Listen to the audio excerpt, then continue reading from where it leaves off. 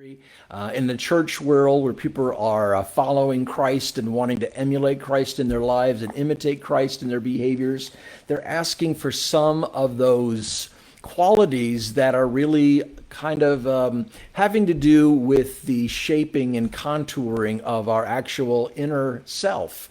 How can I be, we might phrase, a better person? We might phrase it in the words that Scripture would use. How can I be holy?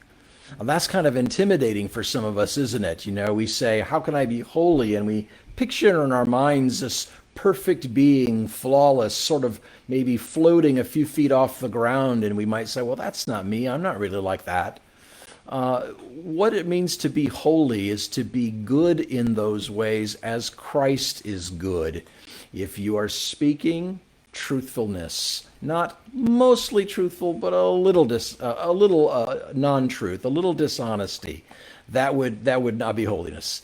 If it is being generous, it is to be open with your things as Christ was. Christ didn't have a home. Christ didn't have possessions. There's a story in Scripture of needing to pay the taxes. Christ doesn't reach into his pocket and say, let me get that money out. He takes care of it in a way that's unique to Christ. He spends his life giving. And so in the lives of those of us who follow Christ, we would say, how can I be generous in that same way? This is leaning into what it means to be holy. Another way we would look at that word is to say purity.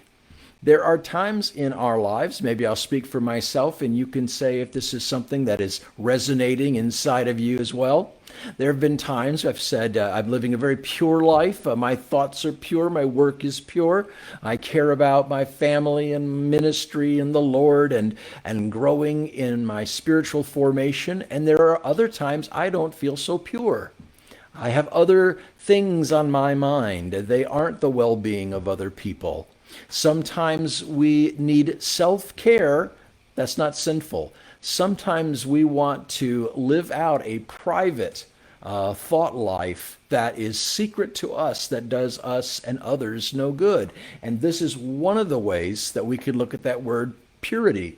This is, by the way, not a pointing the finger at someone watching this prayer request live stream tonight, but simply a desire for the human heart to be freed from the temptations and burdens that would stack upon us, given that nature that is in all of us to be tempted to wander from the goodness that the Lord offers.